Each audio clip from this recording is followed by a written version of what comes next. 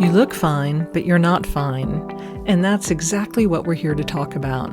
Welcome to Fine, But Not Fine, the podcast about navigating rare disease, healthcare battles, and the messy reality of chronic illness.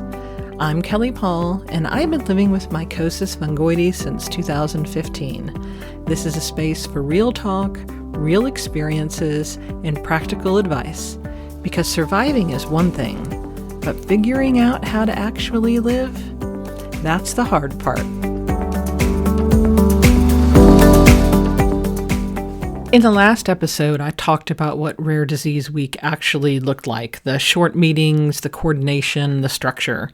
This episode is about what being inside that process clarified for me, because watching federal policy move up close forces you to confront something a little bit uncomfortable. Change does not move at the speed of urgency. It moves at the speed of structure. And if you don't understand the structure, you will misinterpret the pace. One of the biggest misconceptions about advocacy is that you go to DC, you meet with someone important, you make your case, and then something magical happens. And that is absolutely not how it works. You meet with staff, often junior staff, sometimes senior legislative directors, rarely the elected official themselves. They take notes, they ask questions, they request follow-up materials, and they flag potential concerns. Then internally they evaluate. Is this already addressed somewhere? What committee would handle this? Is there bipartisan viability, and that might change from administration to administration? What's the funding mechanism? Who opposes this? What's the trade-off? That's all well before any kind of bill gets anywhere and moves anywhere, right? And that can feel incredibly frustrating when you are advocating on behalf of people who do not have time. But frustration does not change the architecture. Structure governs the pace. It's not that people don't care, it's that the system they're in has layers. In rare disease, advocacy carries urgency. Some of the families I met are facing timelines many of us can't imagine. There is grief in the room, there is fear, and there is complete exhaustion. And then you sit across from someone who asks about budget scoring, and it can feel incredibly disconnected. But it's not. Those questions about funding, about guardrails, about feasibility are the way the system protects itself from unintended consequences.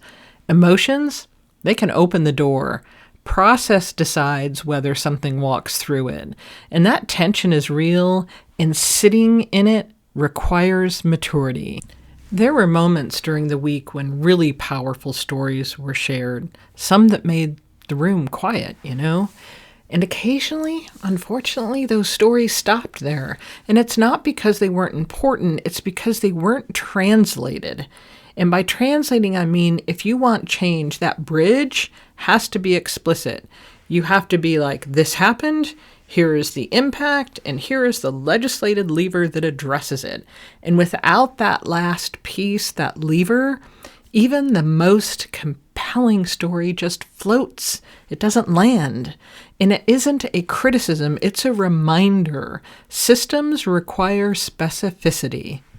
And I mentioned this, in the last episode, the meetings aren't the event, right? The follow-up is the event.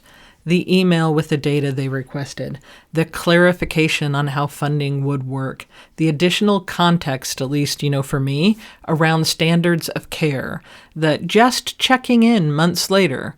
Credibility accumulates slowly. You can't show up once and expect structural movement.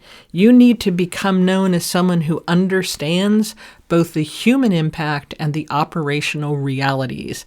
And that's how influence builds. It's not loud, it's not instant, but it's steady. And this is the nuance. You can believe a system is imperfect. You can believe it's too slow. You can believe it needs reform. And you still respect that it has rules. If you want to change something, you have got to understand where authority lives. You have to know which committee matters, which agency interprets the rule, where funding is actually allocated, what language makes something viable. Outrage may energize people, but precision moves policy. And this is where our stories and the organizations like the EverLife Foundation for Rare Disease or the Cutaneous Lymphoma Foundation, all of these organizations have the professionals that help on that side. And that is really important to what we're trying to do with advocacy. You know, one thing I keep thinking about is the caliber of people in those rooms.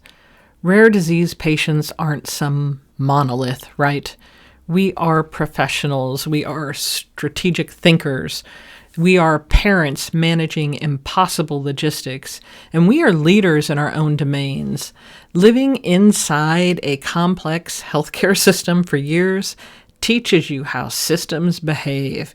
It teaches you documentation, persistence, appeals, escalation, timing. And that perspective isn't small. It's informed and it belongs in policy conversations. You know, Rare Disease Week, no shocker here, did not teach me leadership. It clarified something I already knew but was able to see up close and personal. Large systems, they just don't respond to intensity. They respond to clarity sustained over time. They respond to people who understand their structure, and they respond to disciplined follow-through. Whether that system is healthcare, government, or business, the mechanics are similar. If you want change, you have to stay in the conversation longer than your initial surge of energy. Rare Disease Week was not a crescendo moment. It's a starting line in a marathon. And I think that's where some people misunderstand. You know, advocacy is not about showing up once. It's about showing up again and showing up again and showing up again. Each time with better questions, better preparation, and a clear translation between experience and action. That's how change at the federal level actually moves. Thanks for listening to Fine But Not Fine. If this episode resonated with you, subscribe so you don't miss what's next. And if you got a story, question, or just need to vent, reach out. I'd love to hear from you. Until next time, take care and keep on going.